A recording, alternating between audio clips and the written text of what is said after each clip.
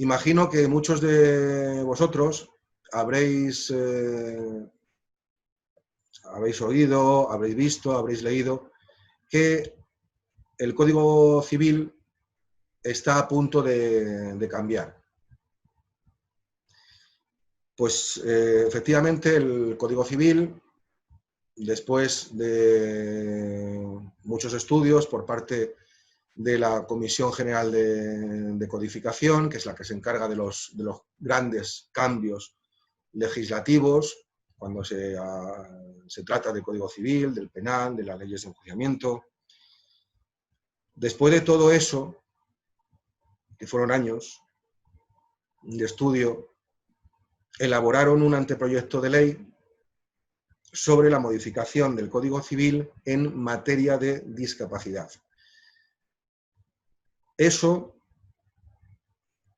al final, ha dado con uno, con dos, con tres anteproyectos, porque se han ido limando cosas, y al final, por fin, el Consejo de Ministros, en el mes de julio, aprobó el último anteproyecto, con lo cual, al aprobarlo y remitirlo a las Cortes Generales, lo que ha hecho ha sido convertirlo en proyecto de ley de modificación del Código Civil en materia de discapacidad.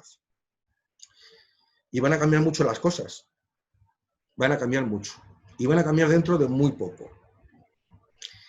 Tanto es así que, aunque el periodo de sesiones ahora mismo, pues, hasta el mes de septiembre, no se retoma, porque ya sabéis que los señores diputados toman vacaciones o algo similar en estos tiempos, habrá que decir algo similar, en julio y en agosto. En el mes de septiembre va a ser aprobado bastante deprisa, si no es el mes de septiembre, con posterioridad, pero muy rápidamente, porque ya hay consenso entre la mayoría de las fuerzas políticas y sobre todo de las mayoritarias. Y como lo hay, pues entonces se aprobará en el Congreso, posteriormente en el Senado, volverá al Congreso y finalizará el trámite de proyecto de ley y se convertirá en una ley, con lo cual nosotros, los operadores jurídicos, estamos pensando que a final de año o principio del que viene, también dependerá de cómo esté la situación de pandemia, porque eso puede retrasar lo mismo que nos ha retrasado la vida a todos, pues tengamos ya aprobado el nuevo texto del Código Civil, que luego no va a entrar en vigor de forma inmediata, eso sí. Desde que se apruebe y se publique en el BOE, se va a retrasar, eso es algo normal en todas las leyes, es lo que se llama vacatio legis, se va a retrasar un periodo de 3 meses para que los operadores jurídicos, desde que ya sea definitivo el texto de la ley, puedan acceder a ese texto, informarse y formarse sobre ese nuevo texto. Pero bueno, los que nos dedicamos a esto, pues ya llevamos detrás del tema bastante tiempo y yo creo que vamos a entrar sobre todo en las modificaciones que son en algunos casos importantísimas. Vamos con ello.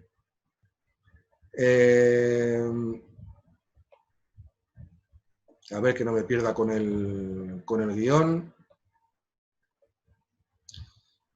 Vale, ya estamos donde debemos. Hablábamos de la modificación del Código Civil, pero es que esa modificación no es solo del Código Civil. También hay otras leyes afectadas por la modificación, con lo cual esas leyes también van a ser modificadas. La ley de enjuiciamiento civil, la hipotecaria, la de registro civil y la de jurisdicción voluntaria. Pero bueno, vamos a entrar en harina lo antes posible. El eje central de la transformación, de ese cambio tan importante, que es el cambio más importante que se ha producido en el Código Civil desde que se introdujo el divorcio allá por el año 81 si no recuerdo mal. El eje central es el cambio de modelo, o sea, no son retoques, es el cambio de modelo. Y el modelo es que ahora mismo tenemos un modelo de sustitución de toma de decisiones, el tutor es el que decide en lugar del tutelado, y ese modelo va a cambiarse por un modelo de apoyo. Es decir, lo que hasta ahora teníamos en la figura del tutor, lo va a hacer un curador que no va a sustituir a la persona tutelada, sino que la va a ayudar. Va a apoyarla en la toma de las decisiones necesarias para su vida normal. Se incide además que en el modelo de apoyo se den preferencia a las medidas preventivas, es decir, las que la propia persona con discapacidad pueda llegar a dictar de una forma anticipada a su futura situación de necesidad. Es decir, que se prima la existencia y el contenido, sobre todo, de lo que dejemos escrito para un futuro más o menos próximo en poderes preventivos, en mandatos preventivos y en lo que ahora se va a denominar la autocuratela. Antes existía la autotutela, pero la tutela va a desaparecer. Por lo tanto, se va a primar poderes y mandatos preventivos y la autocuratela.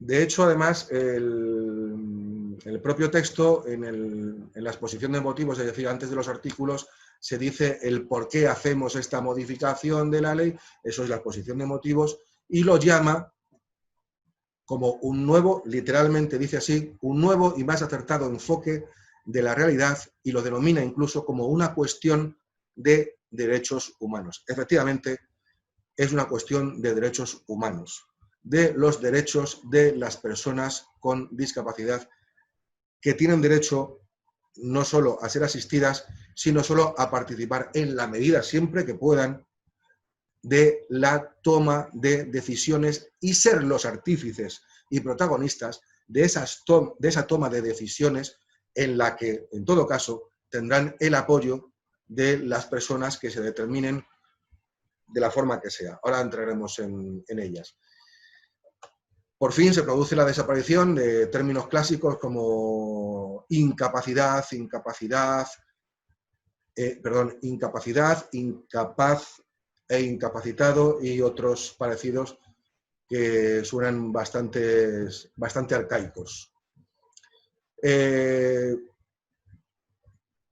Como decía, la figura de la tutela en relación a las personas mayores de edad desaparece, pero sí se mantiene para las personas menores de edad, porque también desaparece la patria potestad prorrogada y la patria potestad rehabilitada. Estas figuras van a quedar englobadas en la potenciación de las figuras de tutela de menores y sobre todo de la curatela. Se potencia también no solo la curatela, sino el defensor judicial y la guarda de hecho.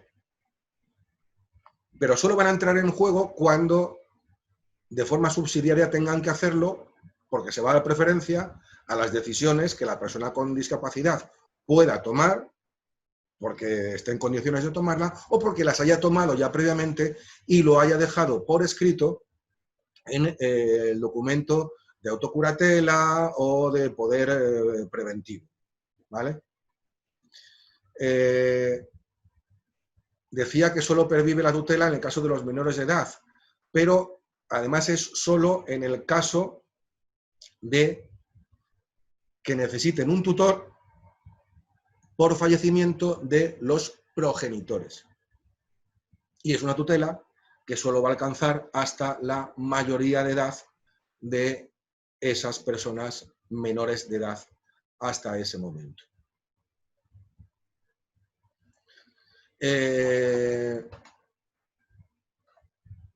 aunque se dictaran medidas de apoyo de origen legal o de origen judicial, en el caso de que existan medidas de autorregulación, insistimos, poderes y mandatos preventivos, autocuratela, siempre van a tener preferencia esas medidas de apoyo que han determinado las personas con discapacidad y no las que determinen posteriormente una ley o una decisión judicial.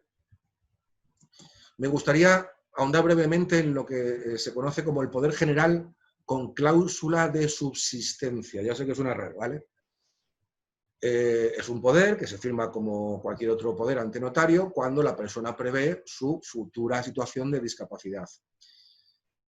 La subsistencia se refiere a los efectos de dicho poder y significa que lo que se dicta en el poder notarial va a pervivir incluso en el caso de que la persona en cuestión fuera sometida a un procedimiento judicial para modificar su capacidad en la terminología actual. ¿Eso cómo se garantiza? Pues desde el momento en el que el mencionado poder tiene acceso, porque se debe inscribir en el registro civil, lo que va a impedir que una decisión judicial posterior primase sobre la voluntad de la persona que dictó ese poder. El poder incluye la designación de una o más personas que pueden actuar o bien de forma mancomunada o bien de forma solidaria. Es decir, cada una por separado o dos o las que sean. Normalmente si se pone más de una, dos nada más.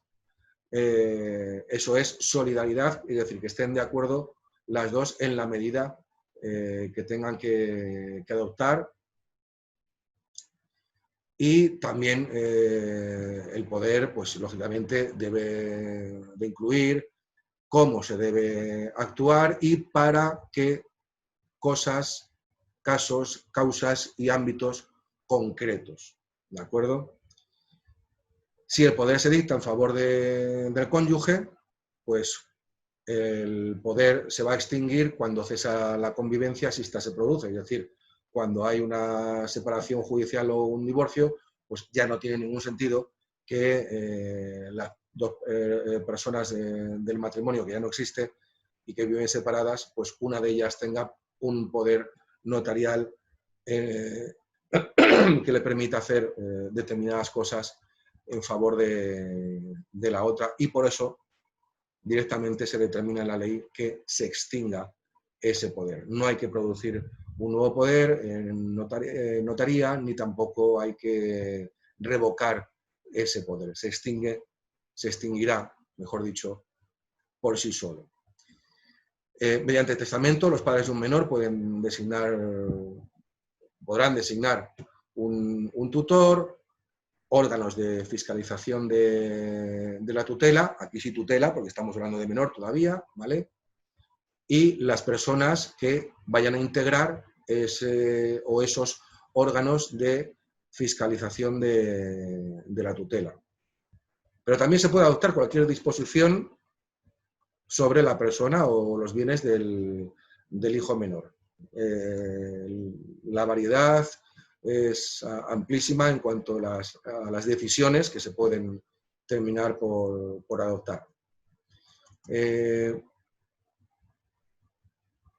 Las medidas de apoyo que se establecen en la nueva regulación son medidas que se orientan a garantizar el adecuado ejercicio de la capacidad de las personas y que se inspiran lógicamente en el respeto a su dignidad y a la tutela de sus derechos, y que deben ajustarse, por tanto, a los principios de necesidad y proporcionalidad.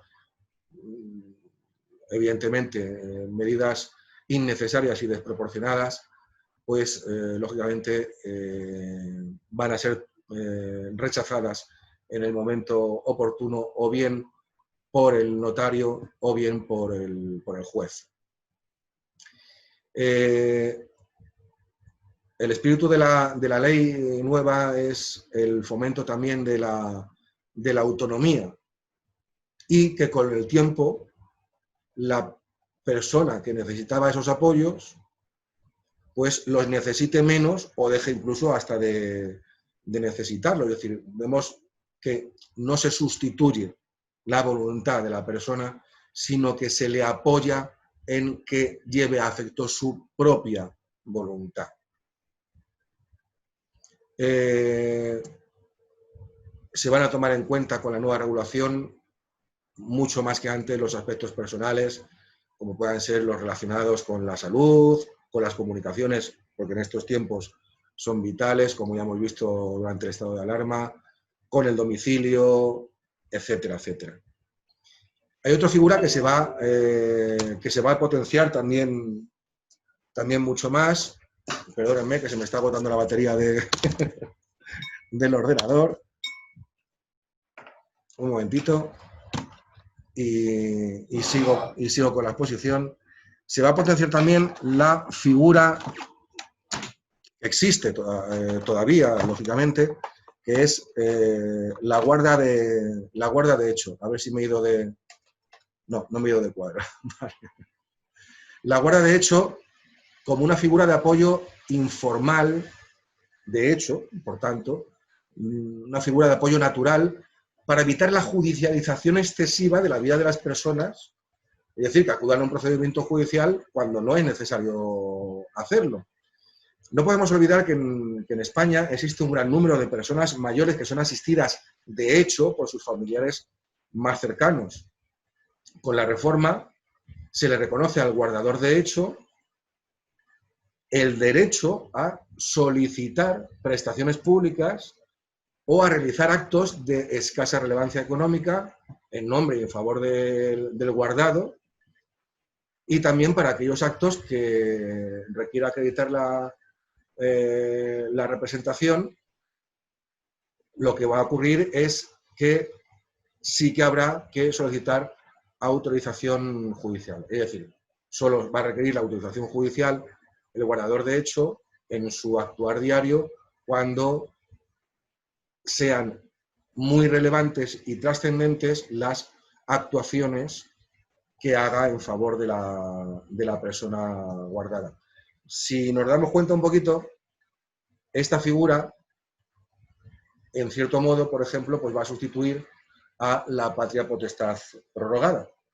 Y los padres van a ser guardadores de hecho, por ejemplo, de sus hijos cuando estos ya hayan traspasado el umbral de los 18 años. El defensor judicial es una situación de apoyo muy ocasional. No vamos a entrar en ella, pero sí en la última de las partes más importantes, y ya con esto vamos a acabar, que es la curatela. La curatela se va a establecer como una figura de apoyo permanente, establecida por un juez, graduable, es decir, se va a determinar exactamente si es para esto, para esto, para esto, para aquello, en función de las necesidades de cada persona y además, por supuesto, lógicamente, personalizada. No va a ser para este tipo de personas esto, no, para esta persona esto, porque tiene estas características y estas necesidades concretas. Con lo cual, se va a precisar los actos que quieran hacerse y que se requiera para ellos la intervención del curador. Eso se va a determinar en la resolución judicial. Porque es que al final el curador va a determinar quién es el juez. Salvo, como decíamos desde el principio, que haya habido anteriormente por la persona curatelada una elección en el documento de autocuratela, lo que hasta ahora todavía existe como autotutela. Va a haber dos tipos de curadores diferentes. Va a haber uno de carácter asistencial, es decir, curador puro y duro, el de apoyo, pero no podemos olvidar que hay personas, y seguirá habiendo personas, que necesiten una representación tan grande, tan grande, tan grande, que va a ser como una tutela. Bueno, pues va a seguir como curatela, pero curatela representativa. Es decir, una curatela al modo de la tutela en cuanto al contenido, pero dando respuesta de otra manera y sobre todo dando respuesta a las situaciones en las que de ningún modo la persona ni puede ahora, ni ha podido antes, dejar unas instrucciones previas. Y sobre todo con un control mucho mayor que lo que hasta ahora han tenido las tutelas. Se puede proponer además el nombramiento de más de un curador sin que haya ningún tipo de problema. Por ejemplo, puede haber un par de curadores, uno para el ámbito patrimonial y otro para el ámbito personal. Eso también sucede ahora con los tutores. Pero bueno, hay momentos y circunstancias en los que no es fácil que se acepte por el juez, pero ahora estará establecido por ley. El cargo de curador será excusable,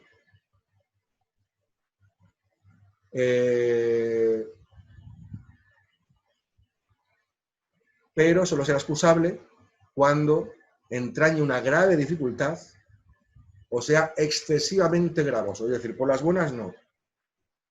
Es decir, me llega a mí el cargo y digo que no porque no me conviene, no.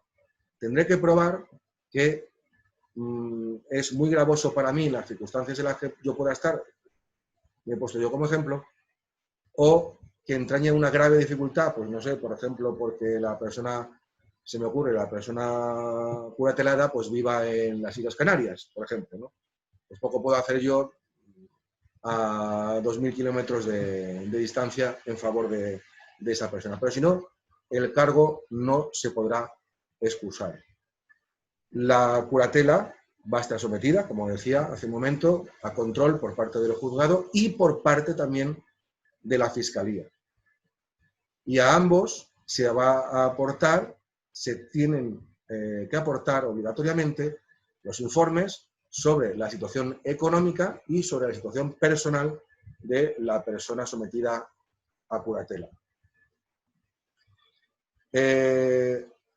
Habrá necesidad de autorización judicial, como hasta ahora, para lo que se determine en la sentencia y para actos de trascendencia personal, únicamente para ese tipo de actos.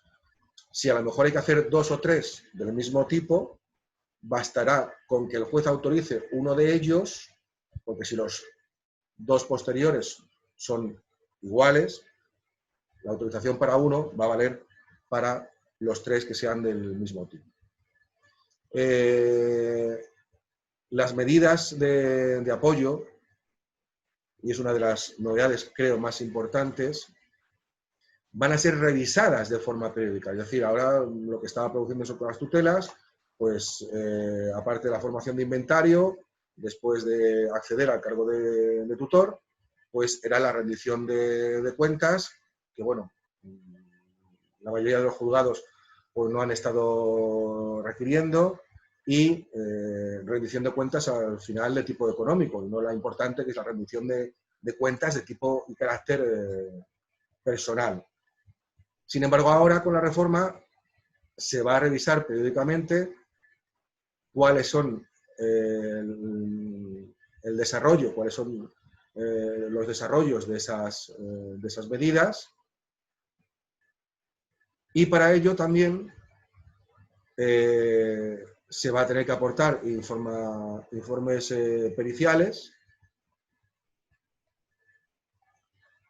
y además, en todo caso, también el juzgado va a nombrar a un facultativo, a un médico de la especialidad concreta que sea necesaria para comprobar que todo está en orden. Se me han quedado cosas en el tintero, lógicamente, pero yo creo que lo más importante lo lo hemos visto y nos hemos metido en harina, pues creo que durante 1 hora, que es el tiempo que me habían dado, solo que hemos empezado 20 minutos más tarde. Así que por mi parte estoy ahora ya a disposición de todos vosotros para las preguntas. Vale, Ángel, comenzamos con las preguntas. Si hay agresión únicamente verbal, ¿existe alguna sanción penal? La agresión verbal depende. A ver, la agresión verbal, si estamos hablando, por ejemplo, de lo que toda la vida hemos denominado una falta de injurias, esa no tiene sanción penal, porque fueron despenalizadas en el año 2015, cuando se produjo una enorme reforma del Código Penal, la Ley de Enjuiciamiento Criminal, y desaparecieron las faltas para convertirse, algunas de ellas, y otras ya para desaparecer por completo, para convertirse en delitos leves. Las injurias es de las que desaparecieron. Es decir, acordarse de los deudos del vecino, por ejemplo, por no decirlo de una forma malsonante, pues ya no está penalizado, pero otras agresiones verbales pueden ser, por ejemplo, amenazas. Eso no está despenalizado.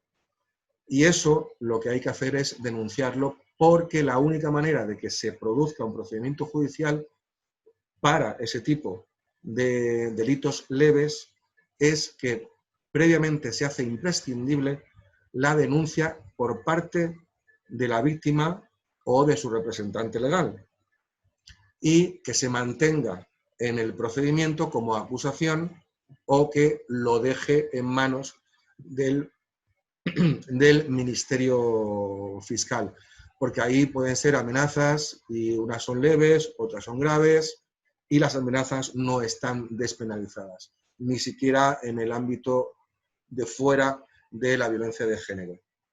¿Vale?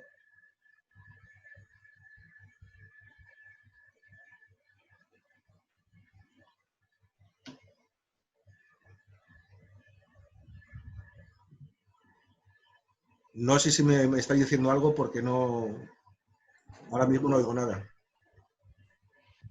¿Está mencionado expresamente el trastorno límite de personalidad en el Código Penal y en el Código Civil? No, no, no. En el Código Civil y en el Código Penal no están ni el TLP, ni ninguna otra afección, ni las enfermedades mentales concretas, no. Se tiene que ver el caso concreto, tanto de enfermedades mentales como de discapacidades intelectuales o del desarrollo, para ver si en el momento de los hechos, porque puede que a una persona le afecte, pero no siempre, ¿vale? Pues para que se vea, y para eso hace falta el informe del forense, para ver si en el momento de los hechos lo que esa persona tiene como discapacidad o enfermedad mental le pudo afectar. Con lo cual no hace falta tampoco, porque es que sería una locura además que todas estuvieran listadas, sería inacabable el Código Penal y otros cuerpos normativos. Pero bueno, el tema es que hay que dejarlo al albur del informe del médico forense, ¿vale? ¿Es el TLP una causa para solicitar la declaración de incapacidad? ¿Necesitamos una orden de internamiento si se realiza sin su consentimiento? Sí, se puede solicitar, claro. Sí, sí es causa, sí. Sí es causa. Ya sabemos que además el TLP es, dentro de la discapacidad, una de las formas de discapacidad más particulares, porque se manifiesta diferente en cada persona. Por supuesto, lo que hay que hacer es aportar previamente todos los informes que se tengan, porque esa es la única manera de que el procedimiento que se pretende pues, pueda seguir adelante con el resultado que uno quiere, el de la modificación de la actual modificación de la capacidad. Pero sobre todo eso es lo fundamental, ¿vale? Unos buenos informes que subrayen lo que se está diciendo, porque hay cosas que no he dicho, lógicamente, pero el procedimiento de modificación de capacidad puede iniciarse con una demanda que interpongamos nosotros mismos con la asistencia de un abogado, que es el que se encarga, lógicamente, de elaborar esa demanda, o si no queremos, lo podemos dejar en manos del Ministerio Fiscal, pero al Ministerio Fiscal le tenemos que dar todo en la mano. No le vamos a dar ningún escrito que se lea, no, vamos a darle informes. Eso es lo fundamental, sobre todo cuando se lo dejamos en manos del Ministerio Fiscal. Y también es importantísimo que lo que estemos diciendo en una demanda que vaya con firma de abogado y procurador esté ratificado totalmente por los informes médicos. En caso de que un TLP mayor de edad reciba una herencia, ¿es posible incapacitarlo de alguna manera para gestionarle el dinero? Incapacitarlo para gestionar el dinero. Vale. Hay un procedimiento dentro de los procedimientos de modificación de capacidad, que es un procedimiento que se llama de prodigalidad. Si nos acordamos de la parábola del hijo pródigo, como reza la Biblia, el hijo pródigo es el que vuelve de fuera porque se va de casa y vuelve cuando se lo ha gastado todo, cuando lo ha dilapidado. Pues precisamente ese procedimiento se tiene en cuenta para la prodigalidad actualmente. Pero también se puede no llegar tan lejos y pedir simplemente unas medidas de control de tipo económico sin necesidad de incapacitar, como todavía solemos decir abreviando, ya sabemos que no es así, que es modificación de la capacidad de obrar, pero bueno, sin llegar a incapacitar, se pueden pedir medidas cautelares a un juzgado de primera instancia o en Madrid, por ejemplo, a los juzgados de incapacidades. Porque hay algunas provincias y algunas ciudades muy poquitas, creo que en total hay 14 juzgados de incapacidades en toda España nada más. Cuando una persona con TLP muy intoxicada de sustancias se niega a ingresarse en un centro para su tratamiento, ¿hay algún mecanismo legal que se pueda recurrir para obligarle? Sí, el ingreso involuntario. El ingreso involuntario es el método que se realiza. Se pone en conocimiento del juzgado de guardia lo que está sucediendo. Eso no tiene que hacerlo directamente la familia. Eso directamente, lógicamente, la situación no es fácil en ese momento. Bueno, pues el médico que le está tratando lo pone en conocimiento del juzgado de guardia y entonces, bueno, pues entra en juego la maquinaria judicial, se desplaza el propio juzgado con el secretario judicial, ahora se llaman de otra manera, letrados de la Administración de Justicia, pues secretario judicial y juez van al centro donde esté internado y no quiera tomar la medicación, o si no lo está, si no está ingresado, pues el juez ordenará su internamiento para que se proceda de forma obligada a darle esa medicación. En caso de un episodio de descontrol episódico y agresividad, ¿cuál es la sanción? La sanción.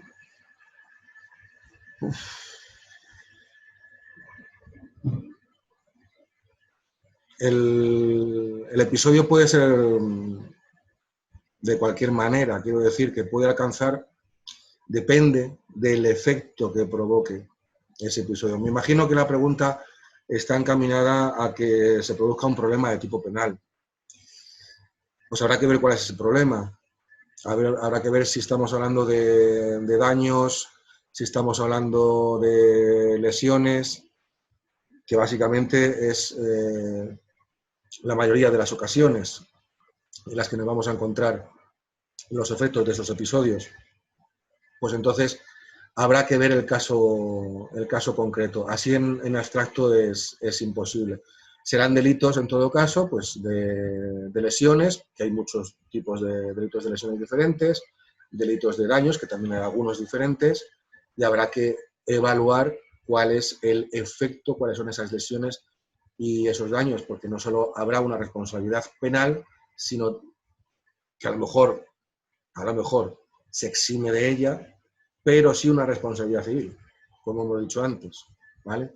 Pero hay que ir al caso concreto, o sea, en abstracto es totalmente imposible, pero sí, hay consecuencias, evidentemente.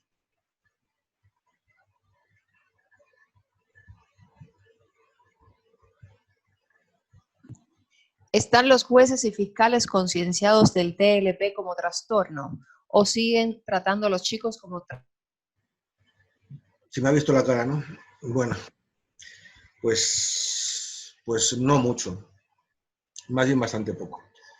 De un tiempo a esta parte se ha hecho un enorme trabajo tanto por la judicatura como por la Fiscalía y por la Abogacía en formar a los jueces, a los fiscales, a los abogados, pero me temo que dentro de todas las discapacidades que existen, la TLP pueda ser una, no digo la más grande, pero sí una de las más desconocidas.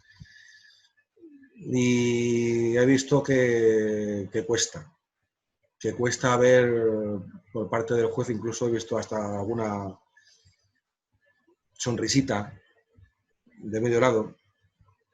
Me temo que todavía nos queda mucho por andar en ese sentido, desgraciadamente. Mi hija tiene una pareja que la maltrata tanto física como verbalmente. ¿Se tiene en cuenta que hagamos la denuncia, aún siendo ella mayor de edad, alegando que padece una enfermedad mental grave? La denuncia, como decíamos en una parte de la exposición, la puede realizar la víctima, el Ministerio Fiscal, o sea, el procedimiento, quiero decir, puede iniciarse, mejor dicho, porque así lo haga el Ministerio Fiscal, la víctima en una denuncia, etcétera, etcétera. Entonces, si la familia va a interponer la denuncia, no pasa absolutamente nada. Se puede hacer. Lógicamente, la hija va a ser, como todas las víctimas y acusadoras particulares de un procedimiento, va a ser testigo, es decir, va a tener que declarar. Pero en un primer momento sí se va a iniciar el procedimiento, aunque sean los padres los que interpongan la denuncia. Lo que ocurre es que luego, sin la declaración de la víctima, no vamos a conseguir mucho, porque la base de ese procedimiento es la víctima y lo que ella diga. Pero sí, por supuesto, que se puede hacer.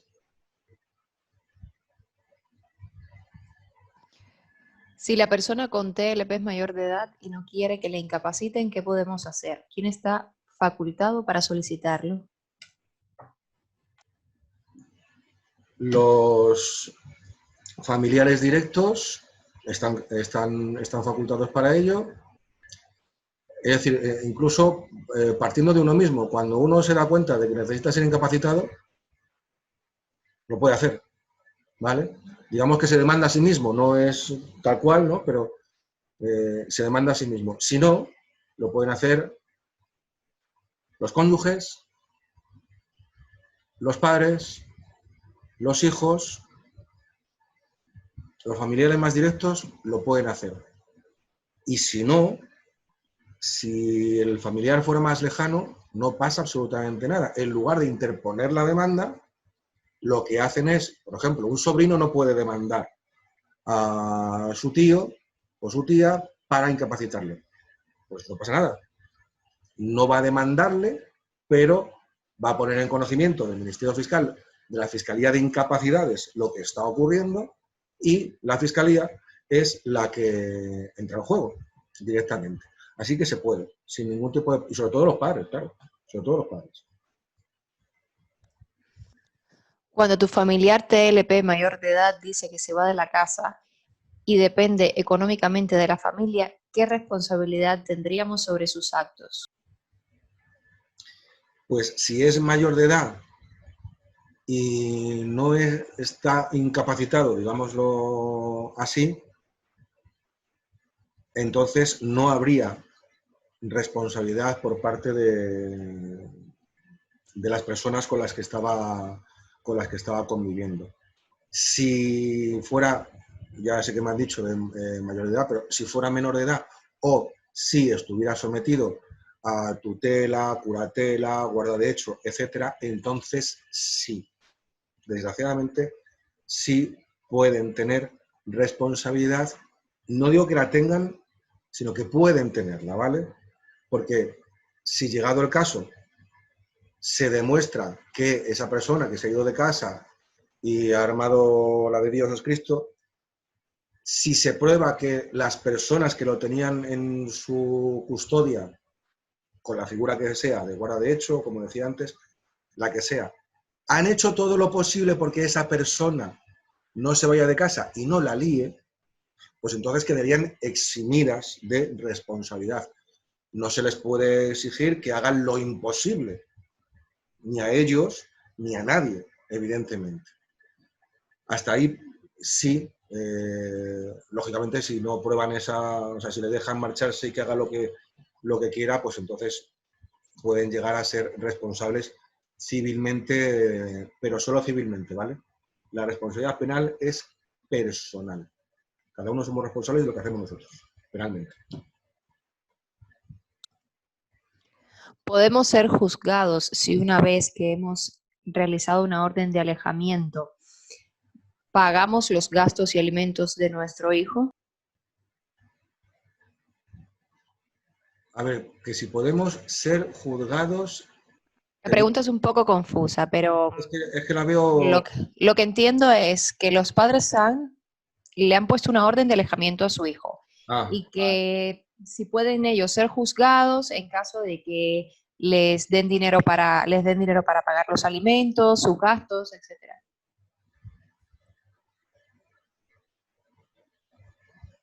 juzgados porque le den... No. No veo que...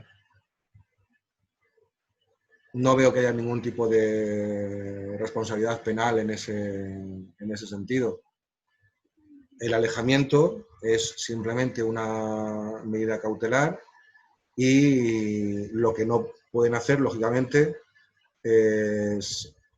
Vamos a ver, el hijo es el que tiene que estar alejado, evidentemente, porque es sobre quien pesa el alejamiento, pero las personas que lo han solicitado tienen que colaborar en ese alejamiento.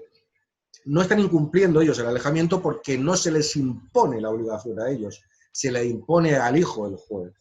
Pero sí pueden estar, al no colaborar, sino todo lo contrario, al quebrar esa orden de alejamiento, pueden estar incurriendo, no se da muchas veces, pero sí está previsto en el código y se dan procedimientos de ese estilo, puede estar incurriendo en un delito de obstrucción a la justicia. Sí le pueden dar alimentos del tipo que sea, o bien en metálico o bien en especie, pero tratando de que el alejamiento y la incomunicación pues se conserven tal cual esté establecido en el auto que determina el alejamiento o en la sentencia, si ya es una medida definitiva. Pero no pasa nada si lo hacen, siempre y cuando se mantenga el alejamiento. Si un hijo se marcha de casa y quiere volver, ¿estamos obligados legalmente a acogerlo? En principio sí. Sobre todo si es menor de edad. Si es menor de edad, siempre. Si es mayor de edad, habrá que ver hasta qué punto necesita o no de los alimentos. Recordemos que los alimentos es algo genérico, de denominación de todo lo que necesitamos como persona para la subsistencia, no solo alimento como tal, ¿no? Porque además es que estamos obligados, lo que pasa es que a veces no sabemos hasta dónde alcanza esa obligación del ciudadano, estamos obligados a la prestación de alimentos a nuestros familiares. Ojo, que no nos podemos desentender tampoco de personas que no convivan con nosotros. Pero si necesitaran alimentos, digamos que ya son casos más extremos, pero casos que se dan. Con lo cual, sobre todo con nuestros hijos, sí estamos obligados, pero también habrá que ver en el caso concreto si esa persona que se ha ido y vuelve, pues haya podido incurrir en algún tipo de delito en algún momento, o la situación, sin llegar a ningún delito, la situación en el hogar, pues a lo mejor es totalmente inasumible.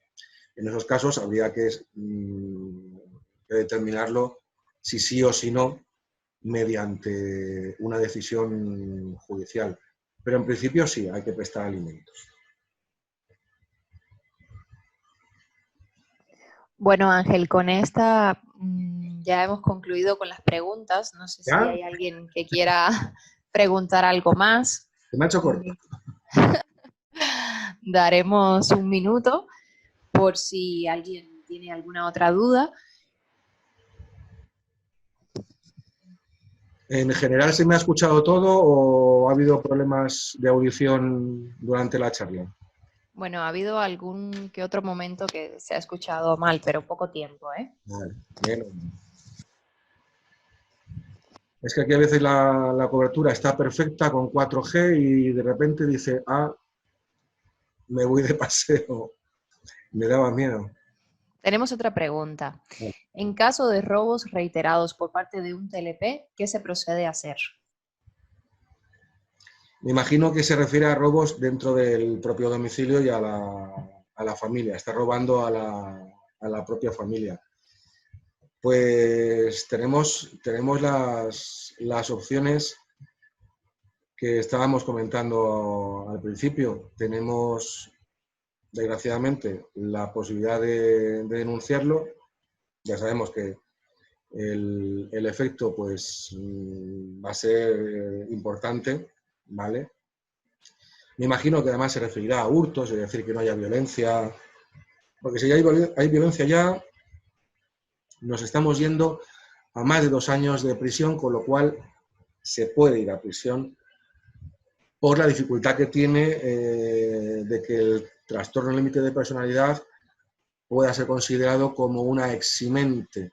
Si es un atenuante, pues es que también nos pasamos de 2 años, ¿no? Y aparte del recurso penal, pues tendríamos el recurso civil. Si esa persona al final está lo suficientemente necesitada de un apoyo, pues entonces habrá que proceder a la modificación de su capacidad, o bien con una figura o bien con otra, sobre todo con una curatela, que es lo que va a primar de aquí a muy poquitos meses, pero sobre todo para tratar de que esa persona esté luego controlada, que si toma una medicación que se la tome, y si no, que tengamos la posibilidad de forzar a la toma de la medicación, porque si no los robos se van a repetir. Entonces, contra un robo la vía penal tampoco es una solución. hay que ir al problema de base. El problema de base no es un robo se produce en la calle, no en casa. En casa el robo se produce porque hay un problema de base que es el trastorno límite. Entonces, yo soy más partidario de tirar por la vía menos, bueno, yo y la mayoría de los abogados, por la vía menos gravosa. En todo caso, pues una curatela que nos permita luego pues, obligar a la toma de medicación, y si no hubiera a lo mejor más remedio por el tipo de manifestación que tenga la TLP, pues a lo mejor hago un ingreso involuntario, no lo sé. Hasta ahí no puedo decir porque no sé cómo es el caso concreto. Siempre los casos concretos son eso, concretos y personales, pero es que más aún son con el trastorno límite de la personalidad.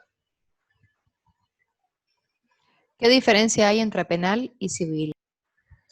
Pues civiles, los temas que nos afectan a las personas en relación con personas, y penal es lo que nos afecta en relación con personas, pero cuando cometemos delitos. Y entonces es el Estado el que se encarga de producir una serie de castigos a esas personas. En un procedimiento civil no hay castigo. Habrá medidas del tipo que sea, pero un robo es un tema penal y un divorcio o un internamiento involuntario o una reclamación de una cantidad son temas civiles. Bueno, Ángel, ya con esto así cerramos con las preguntas.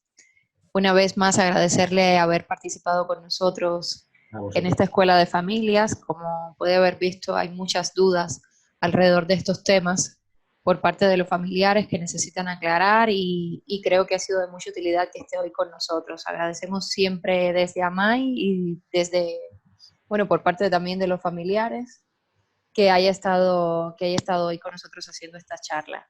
Gracias a vosotros, y lo que siento es que quizás a lo mejor a veces con las exposiciones se generan más dudas todavía de las que uno tiene.